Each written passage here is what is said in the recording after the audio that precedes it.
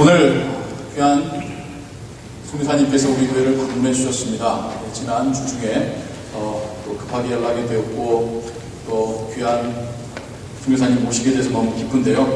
홍영미 송교사님은 약 5년 전쯤에 우리 교회 한 번 또 방문하셔서 말씀을 전해 주셨었습니다. 벌써 5년의 시간이 그때 이후로 지났네요. 현재는 위클리프 성경 번역회에서 사역을 하고 계시는데 그때까지만 해도 미국 쪽에서 계셨었는데 지금은 이제 아시아에 계십니다. 아시아 지구를 섬기고 계셔서 제가 그동안 그렇게 뵐 일이 없었습니다. 그런데 그 따님께서 디트로이트 지역에 이렇게 오시게 됐고 또 이렇게 공부하시면서 그 따님 댁 방문하시러 잠깐 오신 그 소식을 제가 접하게 되었고 또 제가 너무 또 사랑하고 존경하는 선교사님이기에 이렇게 오셔서 또 여러분들과 함께 선교사님을 통하여 하나님께서 주셨던 그 말씀의 은혜들을 함께 청하여 듣고자 합니다. 우리 선교사님 나오실 때 우리 박수로 또 환영했으면 좋겠습니다.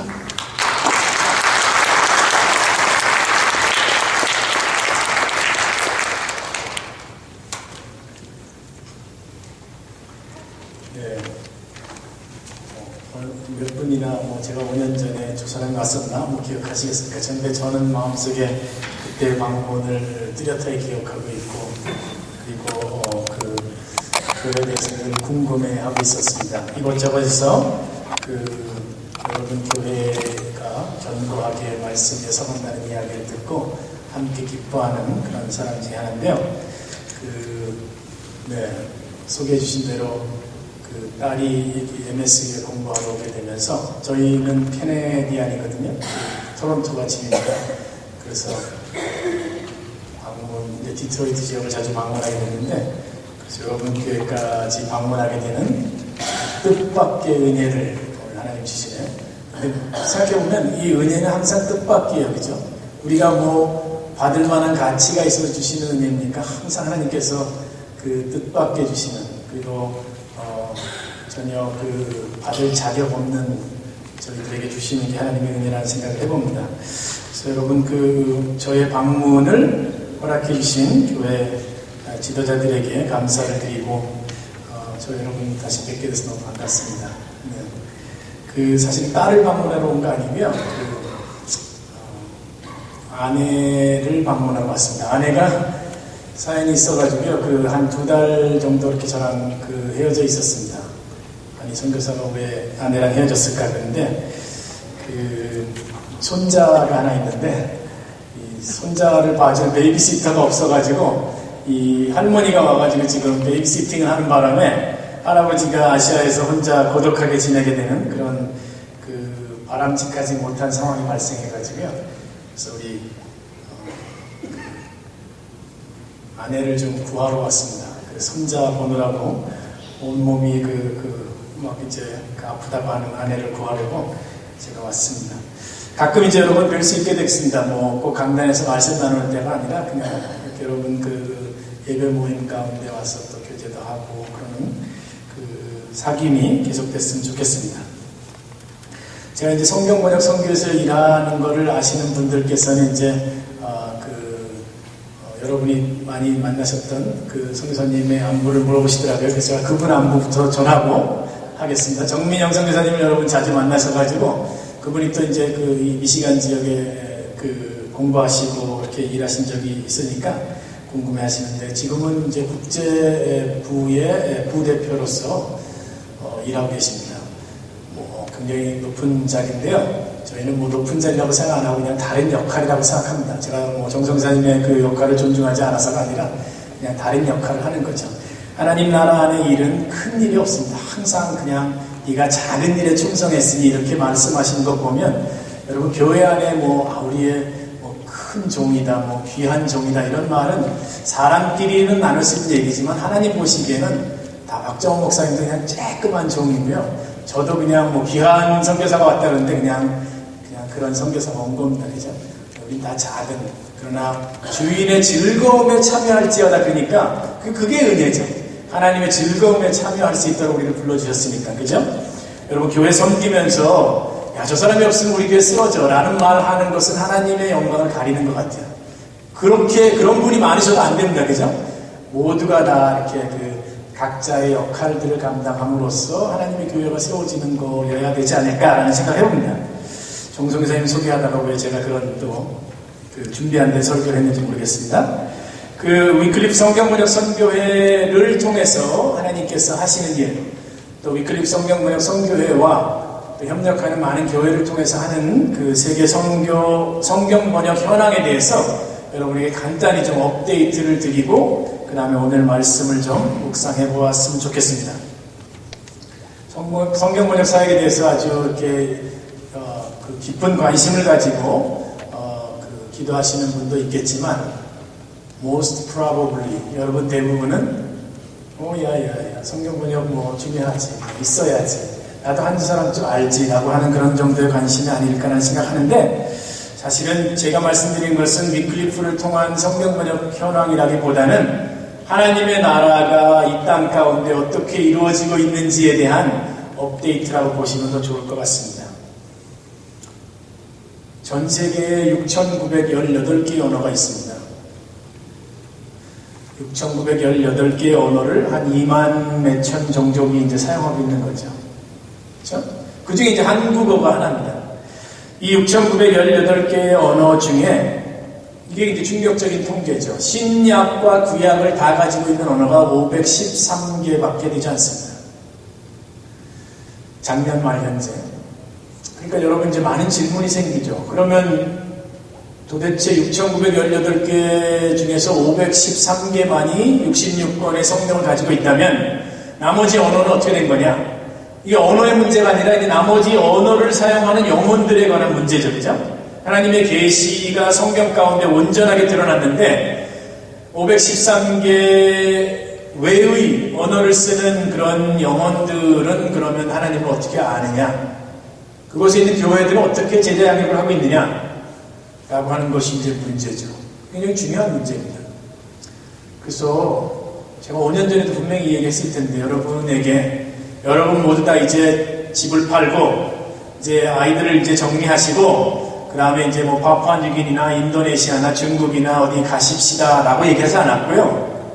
그렇게 부르신 분은 가시고 여러분 모두가 함께 전 세계의 성경을 자신이 읽을 수 없는, 자신이 이해할 수 있는 언어로 갖지 못한 부족들을 위해서 식사 때마다 여러분의 가정 예배 때마다 기도해 주시기를 부탁했을 텐데 그 결과는 하나님께 여쭤봐야죠. 이제. 5년 전에 부탁한 거 하나님 어떻게 됐나요? 그럼 여쭤봐야죠. 여러분 다시 한번 부탁합니다. 그래서 우리 교회 식구들 모두가 다 성경 없는 부족 한 부족을 좀 내 부족이다. 아니 내가 그 부족 가운데 이렇게 보냄을 받았다라고 생각하고서 한번 기도하는 일이 좀 있었으면 좋겠습니다. 하나님이 톨리도 한인교회를 통해서 그 일을 하시고자 하는 마음 때문에 저를 다시 보내시지 않았나라는 생각을 하셔도 크게 틀림이 없을 것 같습니다. 그런 자료를 원하시면 제가 내일 아침 도착할 수 있도록 페덱스로 보내드릴게요. 아니 페덱스 부탁하실 것도 없어요. 여러분 오늘 그냥 댁에 가셔가지고 인터넷 액세스 하시면 그 자료들은 다 있습니다. 사실 그랬으면 좋겠습니다. 현재 한 2160개의 언어 가운데 성경 번역 작업이 진행 중입니다.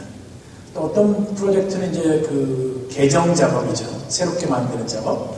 그래서 2160개니까 그 놀라운 일이죠. 위클리프 자랑하려는 게 아니라 위클리프를 통해서 하나님이 하시는 일들을 말씀드리는 건데 이 중에 한 80% 정도는 위클리프 성경번역 선교회 소속 선교사들과 협력교회들이 같이 하고 있습니다. 2160개 번역 중에 80%를 저희 단체를 통해서 하나님 하고 계시는 거죠. 그래서 여러분 기도하신 분들 그리고 귀한 재정의 일부를 헌금하신 분들 On behalf of our Father 고맙습니다. 정말 감사합니다. 아직 번역이 진행되지 않고 있는 언어가 작년 말 현재 1919개입니다. 1919. 그러니까 1919, 1919개 언어는 번역이 전혀 시작이 안 됐습니다. 안타깝죠. 우리는 120년 전에 존 로스 선교사님이시죠? 그 만주적에 계셨던 스코틀랜드 선교사님을 통해서 서삼윤, 이웅준, 누구죠? 이런 분들을 통해서 우리가 성경이 번역돼서 언더우드 아펜젤라가 우리나라에 오기 전에 그 성경을 가지고 들어오는 하나님의 큰 은혜.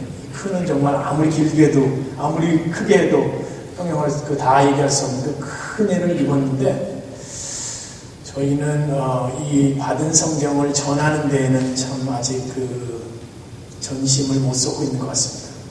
1919개의 언어를 쓰는 사람들이 한 3억 5천만 명쯤 됩니다. 별거 아니네. 70억 중에 3억 5천? No. 한 영혼이 얼마나 귀한데, 그죠? 그래서 1919개의 언어를 쓰는 이 3억 5천의 커뮤니티, 부족 가운데도 하나님 말씀이 전해질 수 있도록 우리 함께 마음을 모았으면 합니다. 그래서 여러분 간절히 우리를 부르신 하나님을 대신해서 우리가 다시 한번 생각해 보셨으면 좋겠습니다. 간절히 부탁드리기를 한번 이런 생각들 해보시고 우리 같이 기도하는 그런 공동체가 되시기를 간절히 부탁드립니다. 오늘 제가 설교 제목을 약함의 신학 이렇게 했습니다. Theology of Weakness 이렇게 얘기했거든요.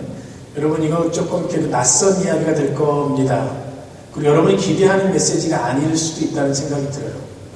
그래서 기대하는 메시지가 아닌 거에 대해서 저는 사과할 용의가 전혀 없습니다. 여러분의 기대를 바라면서 제가 설교하는 건 아니니까 다시 초청받지 못할 각오를 하고, 그러나 제가 묵상한 말씀이 맞다라는 생각 가운데, 아니 성경에 이렇게 써 있으니까 여러분에게 이 말씀을 같이 묵상하려고 합니다. 한번 평생에 여러분의 묵상이 되고 마음의 중심에 생각이 되길 간절히 바랍니다. 이 녹화가 돼가지고 또 인터넷에 올라갈 가능성도 있다고 하더라고요. 그래서 제가 표절 시비를 막기 위해서 소스를 좀 밝힙니다. 올해 2014년 시카고 콜스타의 주제가 주님의 약함, 우리의 약함, 주님의 강함이었습니다. 그래서 그 주제 가운데 우리가 많은 공부를 했는데, 고린도 후서가 공부하는 책이었고, 거기에 많은 강사님들이 오셔가지고 우리의 약함, 주님의 강함에 대해서 공부했는데, 그 중에 가장 강력하게 영향을 미쳤던, 저 말고 아주 강력하게 설교를 했던 선생님이 계신데, 그 부분이 누구냐면 마르바 M-A-R-V-A 마르바 던 D-A-W-N 마르바 던이라고 하는 교수님께서 아주 이 말씀에 대한 강의를 아주 잘 해주셨습니다. 그분에게 많이 배웠습니다. 여러분 혹시 읽을 책에 떨어지신 분들 마르바 던을 검색하셔가지고 그분의 책을 좀 읽으시기를 강추합니다. 강추. 정말 귀한 묵상이 있습니다. 두 다리가 다 사용할 수 없고 의족이시고, 오른쪽 눈이 실명하셨고 왼쪽 귀를 듣지 못하시는 분, 프라우들리 캐네디안이십니다. 네. 이신 분께서 약함의 신학을 지난 1970년부터 가르치시고 공부해 오시는데요. 그분은 성경 전체를 꿰뚫고 있고, 그리고 예수 그리스도의 삶을 통해서 드러난 것이 약함이다 라고 하는 그런 이야기를 하십니다. 그래서 여러분에게 소스를 밝히면서 여러분에게 참고 서적을 제안합니다. 이 말씀 나눔은 서로 되게 기네저 사람 빨리 본론 들어가지, 조금 기다리십시오. 들어갑니다. 이런 분들을 위한 것이 아닙니다. 사업이나 가정에 어려움을 겪는 분들을 위해서 드리는 메시지가 아닙니다. 이 메시지는 유학 온지 이민 온지 얼마 되지 않아가지고 삶의 어려움을 겪고 있는 분들에게 위로하려고 드리는 메시지가 아닙니다.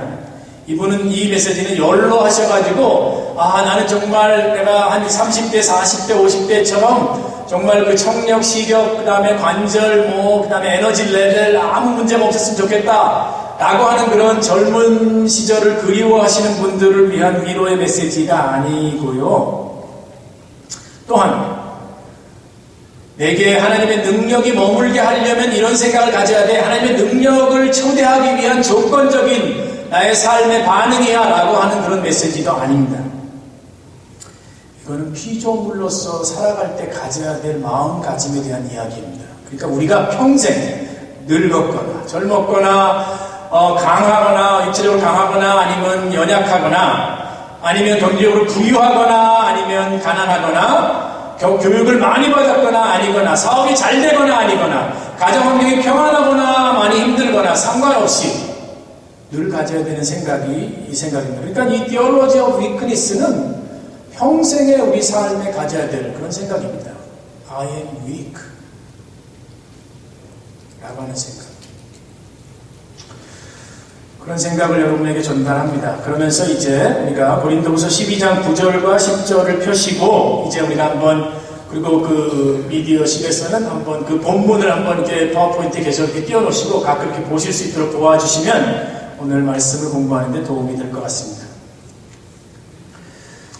그 성경은 역설이 참 많이 있죠, 그죠?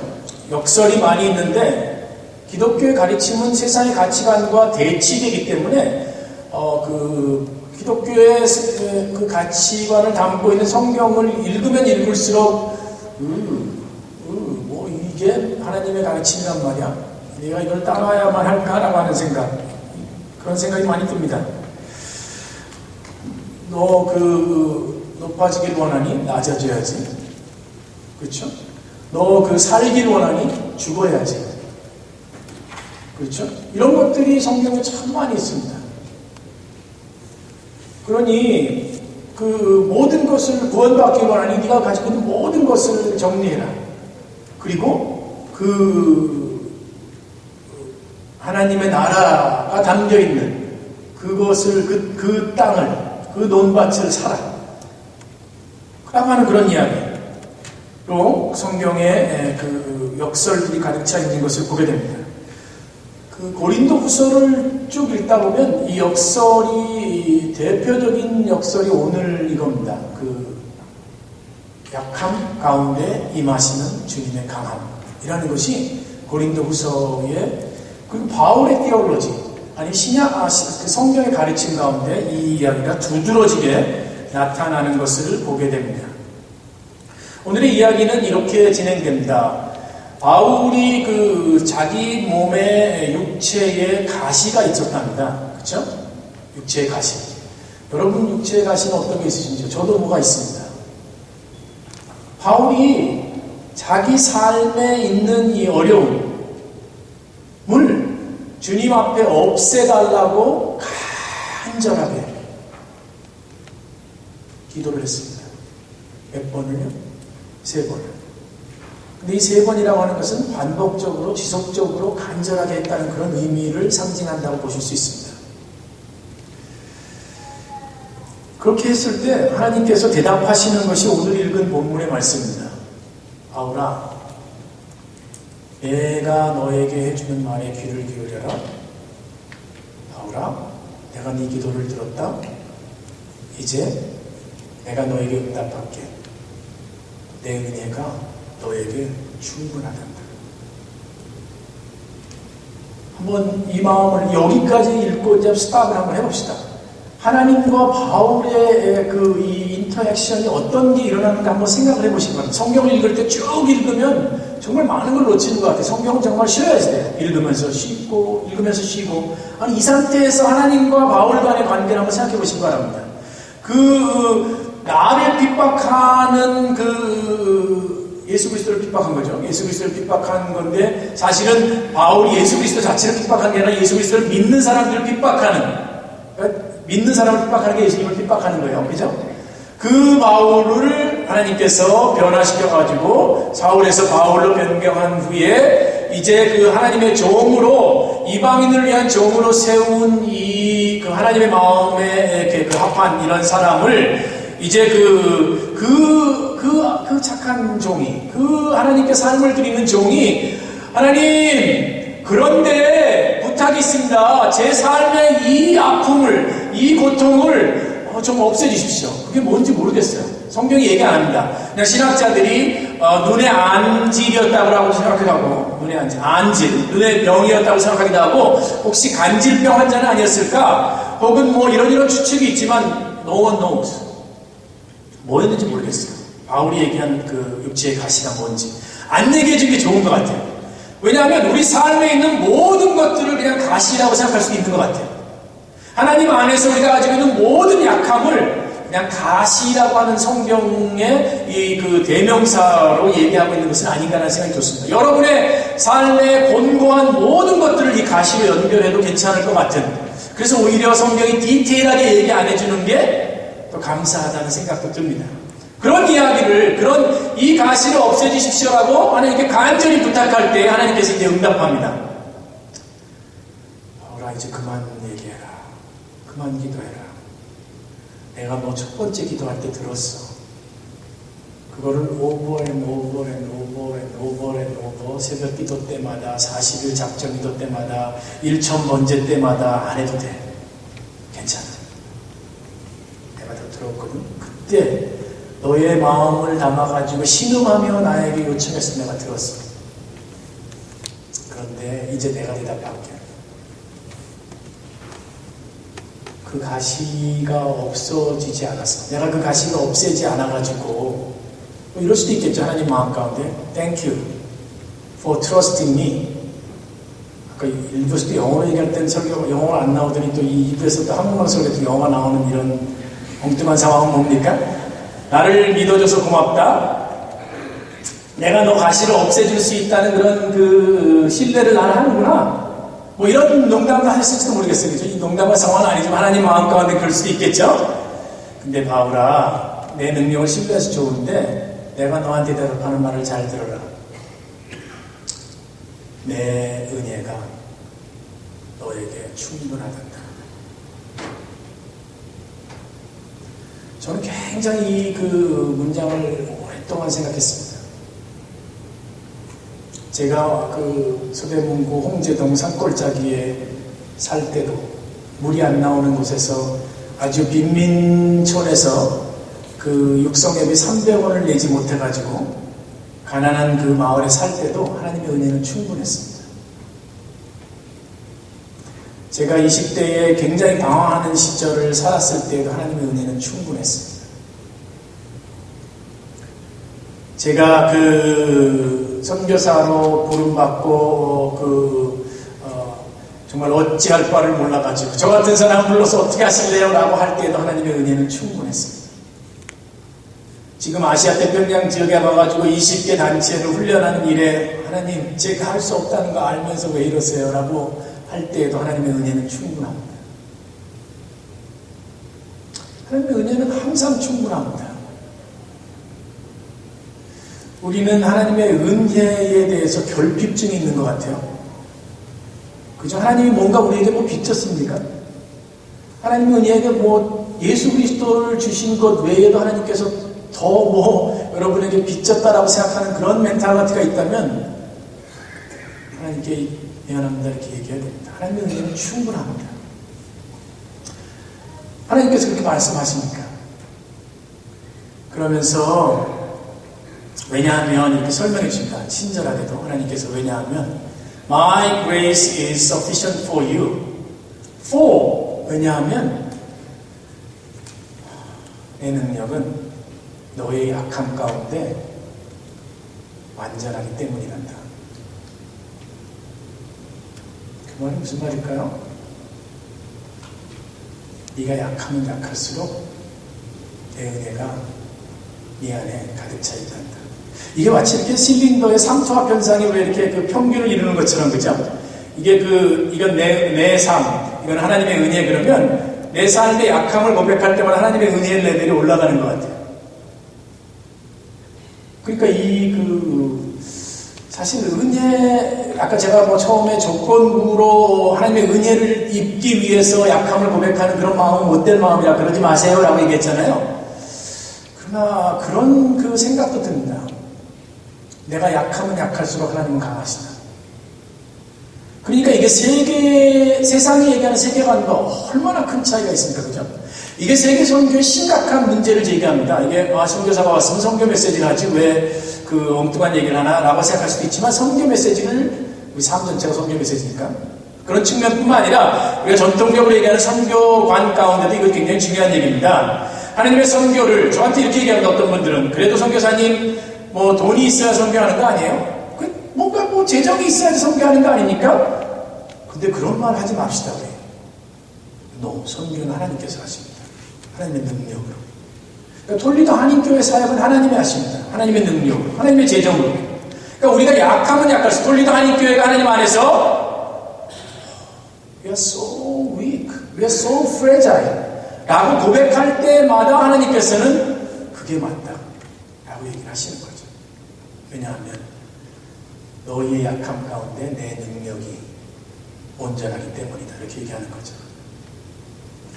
제가 이제 그 마르바 선생님의 그 도움을 통해 가지고 이 성경 구절을 조금 더 자세히 보니까요, 이 성경 구절이 이렇게 영어에 이렇게 돼 있잖아요. 뭐 한국말로 내 은혜, 내 능력이 온전해진다. 약함 가운데 이렇게 돼 있죠, 그죠? For my power, 왜냐하면 내 능력이 is made perfect, 완전해진다. In weakness 이렇게 돼 있죠, 그죠? 약함 가운데 내 능력. 이때 내는 누구죠? 나는 하나님이에요, 하나님. 그냥 하나님이 얘기하시는 거니까. 내 은혜는 너에게 충분하다. 왜냐하면 내 능력이 약함 가운데, 이 약함은 누구의 약함이죠? 바울의 약함입니다. 우리의 약함 가운데 is made perfect 이렇게 돼 있으니까.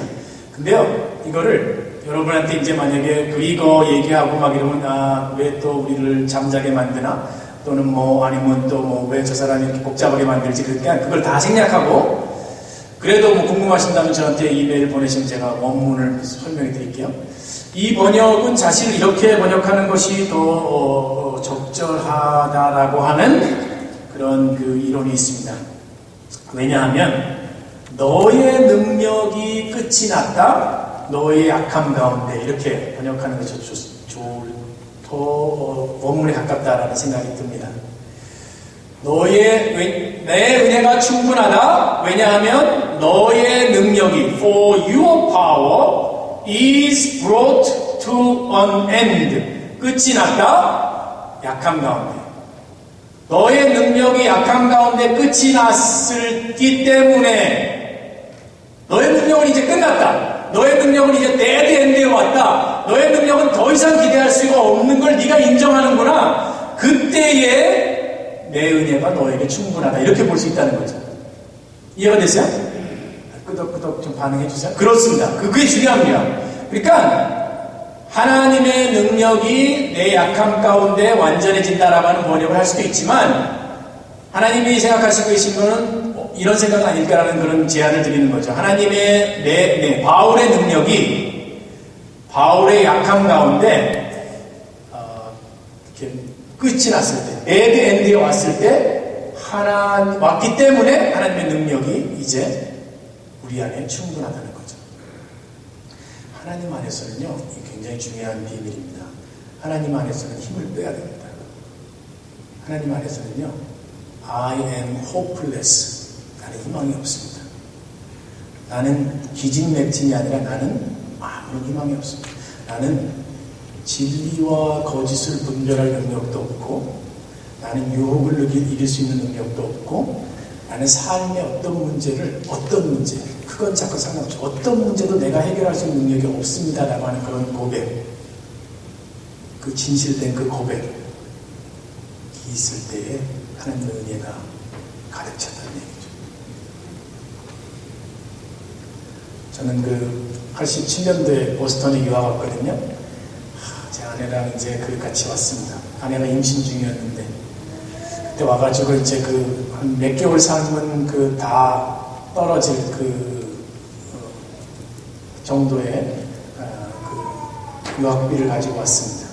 뭐 아까 만난 장로님 50년대 오셨을 때는 뭐 아마 몇십 불 갖고 오셨나요? 몇백 불 갖고 오셨나요? 아니면 한 푼 더? 그러셨을 것 같아요. 저는 80년대 왔을 때 그냥 보스턴의 생활비가 또 비싸니까, 그때의 영어는 들어도 무슨 말인지 모르겠죠. 그 다음에 이제 저는 대학에서 전공한 거랑 전혀 다른 공부를 하러, 유학생들 혹시 있으시면 힘내세요. 제가 공부한 거랑 전혀 다른 공부를 하러 왔습니다. 컴퓨터 사이언스랑 매니지먼트를 공부하게 됐습니다. 근데 뭐 클래스에 들어갔는데 정말 알아들을 수가 없더라고요.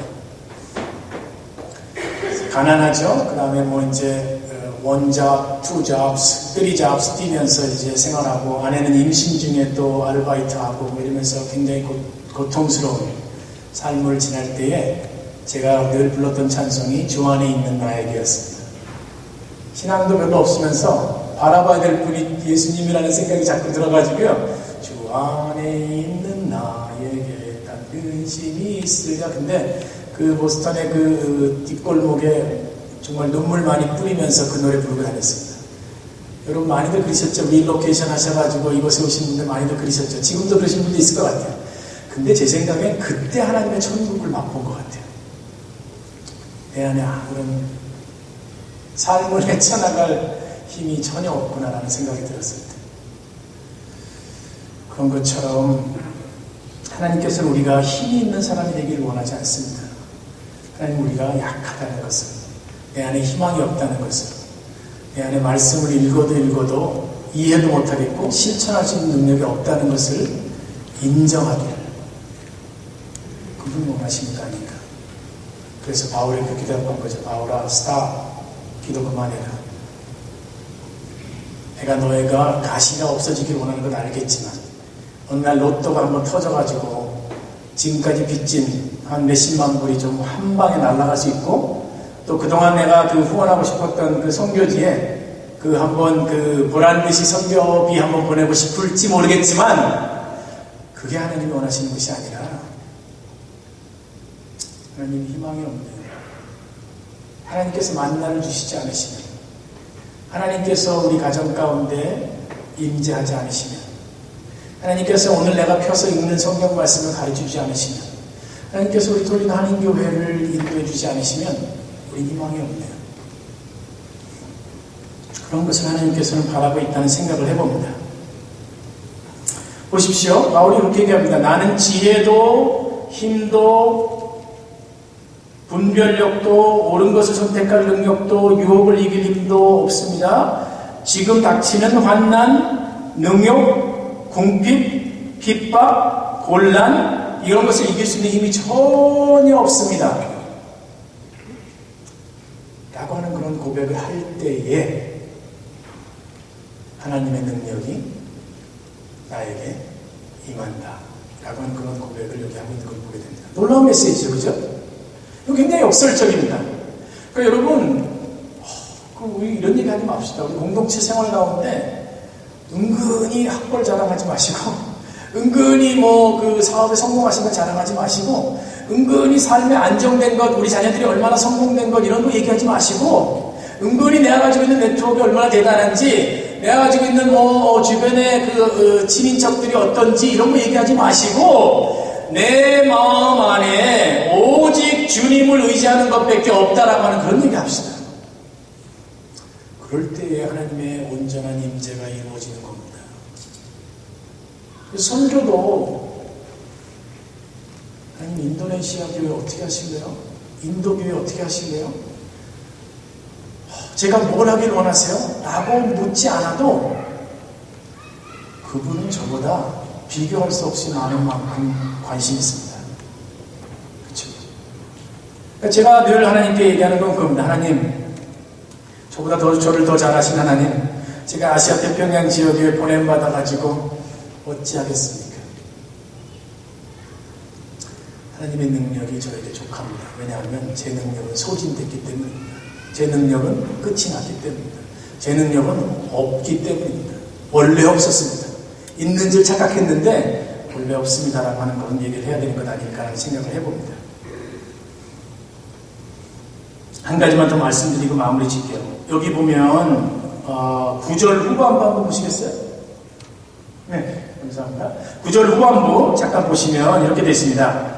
내가 도리어 크게 기뻐함으로 나의 여러 약한 것들에 대하여 자랑하리니. 바울이 지금 perspective change, transformation이 퍽 일어났습니다. 그렇죠? 아니 조금 전까지만 해도 육체의 가시를 없애달라고 3번 지속적으로 기도하던 바울이 내 은혜가 너에게 족하다. 왜냐하면 네 능력이 끝나는 지점에서 나의 능력이 완전해졌기 때문에 바울아 스탑! 그렇게 그만해라 라고 했는데 이제 금방 이거 절로 따지면 같은 절 안에서 이게 그 세계관 변화가 일어난 거죠. 그죠? 그러니까 이게 묵상이 굉장히 기뻤던 거예요. 이게 그냥 구절이 그냥 이렇게 막 쭈르륵 지나가는 게 아니라 그 단어 하나에 그 말씀 하나에 아마 며칠간의 그 쉼이 있었을지도 모르죠. 묵상이 있었을지도 모르죠. 그렇죠? 그랬을 것 같아요. 그러면서 이제 구절의 뒷부분에 이렇게 얘기하죠. 구절의 뒷부분에 내가 크게 기뻐함으로 나의 여러 약한 것들에 대하여 이게 좀 보세요. 말의 변화가 있습니다. 육체의 가시, a thorn in flesh 그랬죠. 육체의 가시, 그건 단수였는지 모르겠는데 단수였는데 여기는 약한 것들에 대하여 이제는요 바울이 전에는 가시 없애주세요 라고 하면서 그 가시에 대해서 얘기했는데 이제는 내 모든 약한 것들, 내 안에 있는 모든 것들에 대해서 다 자랑한다는 거예요. 이 월드뷰 트랜스포메이션이 보입니까? 전혀 다른 관점 아닙니까? 이제 전에는 한 가지였는데 이제는요 한 가지를 없애달라고 얘기했는데 이제는 그것만이 아니고 하나님 많아요. 저 약한 거 되게 많거든요. 근데 그거 다 자랑할게요. 이런 관점의 변화가 있는 거죠. 그죠? 여러분 삶에 이것 하나만 해결되면 내 인생이 좀 필 것 같은데 라고 하지만 이제 하나님께서 연민아 나를 신뢰하니? 내 능력의 광대함을 네가 믿니? 내가 너와 함께 한다는 약속을 신뢰하니? 내 은혜가 너한테 충분해. 왜냐하면 네가 이제 네 능력이 끝났다는 것을 나에게 고백하기 때문에. 그러고 난 다음에 현민이가 이렇게 얘기하는 겁니다. 하나님 그거 말고도 많아요. 뭐 눈에도 있고요, 머리에도 있고요, 제 그 교회의 수많은 사람들과의 관계도 있고요, 그 다음에 제 성경 이해의 문제도 있고요, 제 삶 가운데 아내도 모르고 남편도 모르고 자녀들도 모르고 친구도 모르고 부모도 모르고 아무도 모르는 이런 범죄도 있고 저런 범죄도 있고요.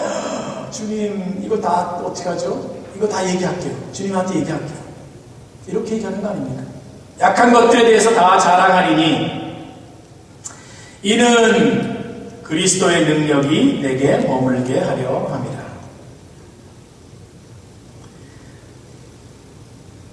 All the more gladly 이렇게 얘기합니다. 영어 표현 보면 너무 아주 내가 아주 기쁨으로 약함을 자랑하겠다 이렇게 얘기합니다. 그러니까 이게 어른들 혹시 이게 내가 가지고 있는 몸의 약함을 병은 자랑을 하겠잖아 이런 식의 적용이 아니고요.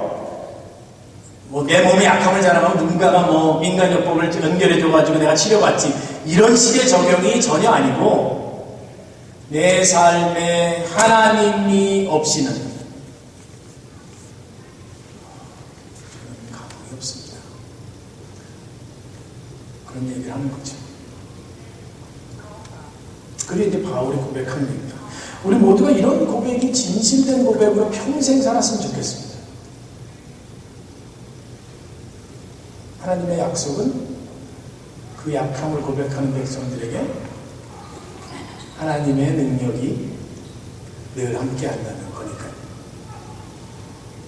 그렇다고 해서 여러분 다시 한번 제가 우려가 돼가지고 말씀드린 건데 내가 약함 고백했는데 왜 능력이 안 나타나지? 이런 식의 적용이 아니라 안 나타나도 하나님의 은혜는 족하다는 얘기죠. 그걸 믿는 믿음을 우리 안에 소유할 수 있게 되기를 간구하자는 겁니다. 9절의 뒷부분에 그리스도의 능력으로 내게 머물게 하려 함이라 라고 했을 때 내게 머물게 한다는 그런 표현에 대한 공부 조금만 더 하고 마무리 지려고 합니다. 저도 아침 안 먹고 와가지고 좀 많이 출출한데요. 교회 점심이 기대가 됩니다. 오늘 메뉴가 뭔지.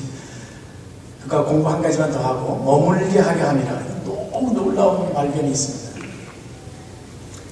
그럼 머물게 한다라고 할 때 우리 그 기도 가운데 예배 가운데 우리의 삶 내내 동안에 하나님의 임재를 간구하는 게 많죠. 하나님의 임재가 내 안에 있기를 주여 오시옵소서.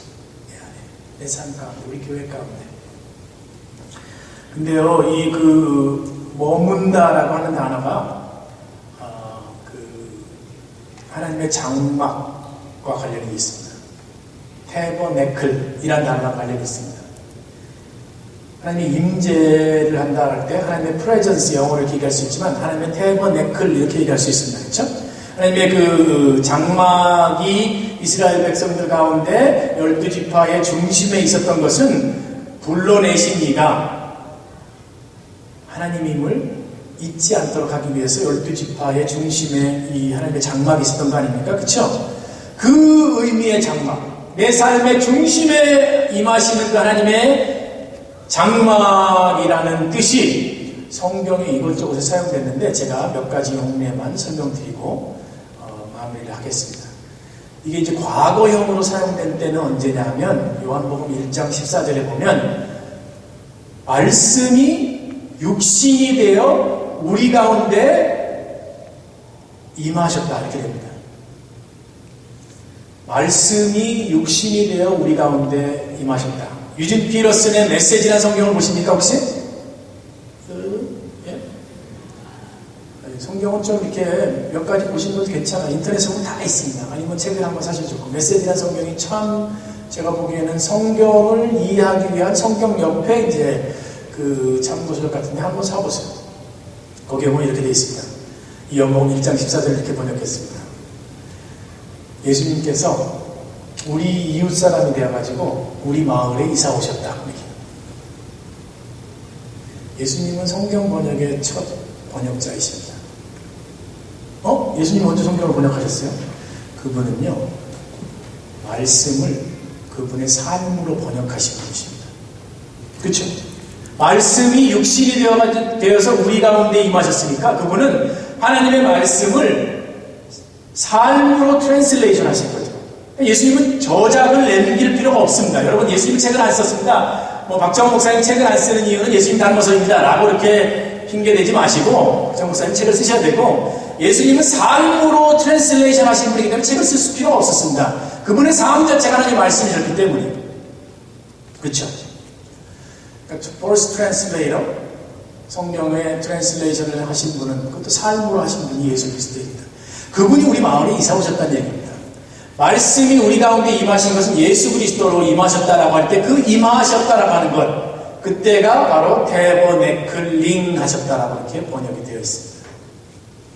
놀라운 거죠, 그죠? 예수님의 하나님의 임재를 구하십니까? 말씀으로 오신 예수님을 바라보십시오. 그리고 삶으로 번역하신 그분의 말씀을 바라보십시오. 그러면 여러분 하나님의 임재를 만날 수 있습니다.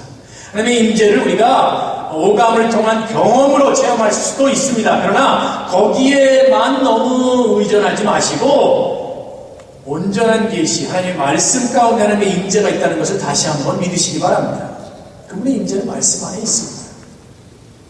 그때 과거 형태로 말씀이 육신이 되어 우리 가운데 임하시니라 이렇게 되어 있습니다. 그렇죠? 그게 이제 과거 형태로 쓰인 태버네클입니다. 과거형 했으니까 뭐가 나올까요? 현재형이 나올 것 같은데 그걸 스킵하고 미래형을 좀 말씀드리면 요한계시록에 보면 7장 9절에 우리가 잘 아는 구절입니다. 모든 나라와 족속과 백성과 방언에서 나온 사람들이 하나님 보좌 앞에 서가지고 구원하심이 하나님과 어린 양에게 있습니다 라고 이렇게 찬양을 합니다. 그렇죠? 그럴 때에 그 한 장로 중에 한 사람이 그 요한 사도에게 물어봅니다. 이 사람들 누구예요? 흰 옷을 입고 나와가지고 하나님 보좌 앞에서 찬양하고 있는 이 사람들 누굽니까? 라고 했을 때 대답을 합니다. 이 사람들이 누구냐 하면 이 땅 가운데 환난을 받고 그 환난을 이기고 하나님 보좌 앞에 선 사람들입니다. 라고 설명을 해주면서 보좌에 앉으신 이가 이 환난 가운데 믿음을 지킨 이 성도들 위해 세세토록 영원히 있을 겁니다. 이렇게 얘기합니다. 그때에 He is going to spread, 영어로 얘기하면 He is going to spread His tent over these people from the tribulation forever 이런 식으로 되는 거죠. 그 환난을 이기고 나온 성도들 위해 하나님의 임재가 지금부터 영원토록 있을 겁니다. 이렇게 얘기하는 태버네클링의 미래형이 거기 있습니다. 와, 흥분되지 않으세요? 우리 삶의 이 곤고함을 믿음 가운데 이긴 사람들, 이 보좌 앞에 서게 되고 그 보좌 앞에 선 사람들 위해 하나님의 임재하심이 영원토록 있다는 얘기입니다. 우리의 희망이 어디 있습니까? 그 영원한 하나님의 임재 있는 거 아닙니까? 이게 이제 이 태버네클링의 미래 형태의 용례입니다. 자, 그러면 이제 과거형 얘기했죠? 말씀이 육신이 되어 우리 가운데 임하시니라. 미래형 얘기했습니다. 하나님께서 이 환난 가운데 믿음을 지킨 이 성도들 위해 영원토록 임할 것이라. 현재형은 어디 있습니까? 오늘 이 말씀 가운데 있는 겁니다. 약함을 자랑할 때 하나님이 임하신다는 거죠. So that His power may rest on me. 내가 아주 기쁘게 하나님 내 약함을 자랑하리니 그럼으로써 하나님의 능력이 내 안에 임하리라. 이렇게 얘기해요.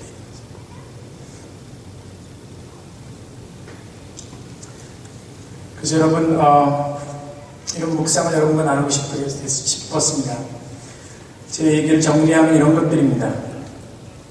하나님께서는 우리를 독립적인 그런 피조물이 되길 원하지 않습니다. 여러분 자녀들도 독립적인 것이 우리가 키우는 목적이 아닙니다. 자녀들은 늘 의존적이어야 합니다.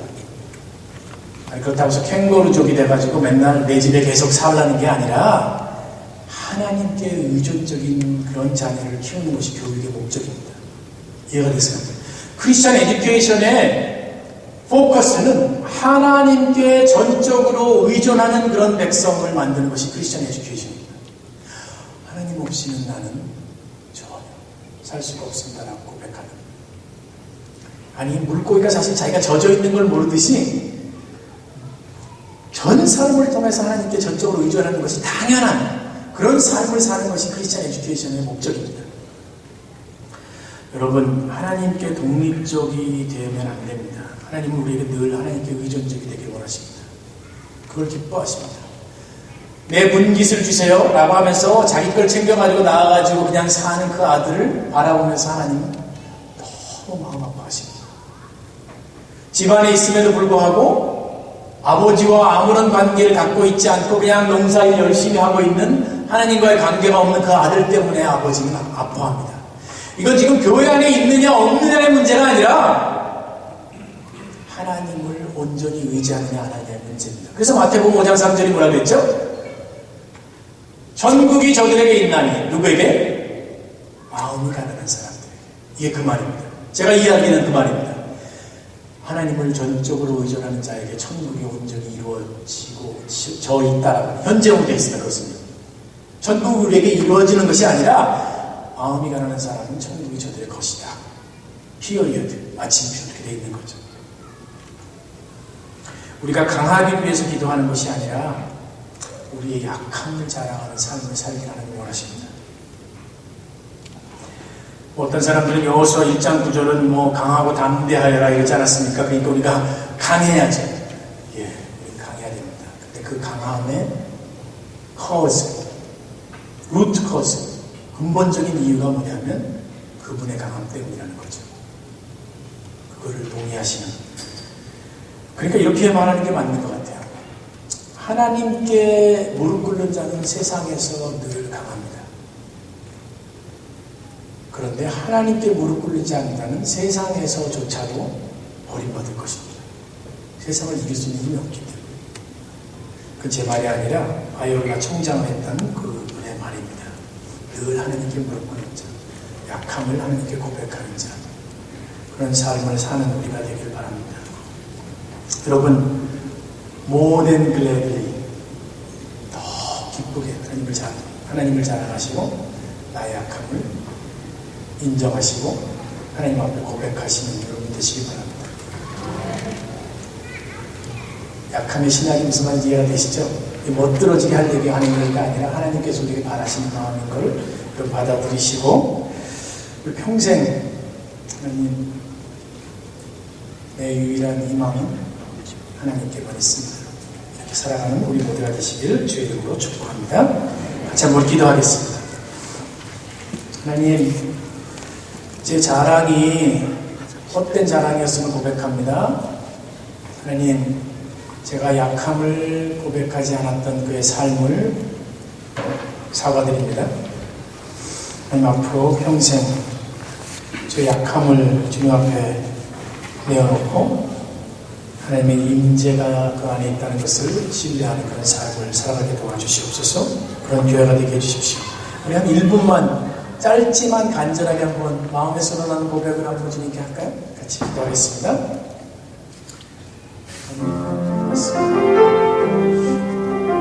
약함 가운데 하나님을 바라보게 도와주시고 약함에 진정한 고백 가운데 있으신 하나님을 바라보게 주님께 도와주시옵소서. 주의 은혜를 구합니다.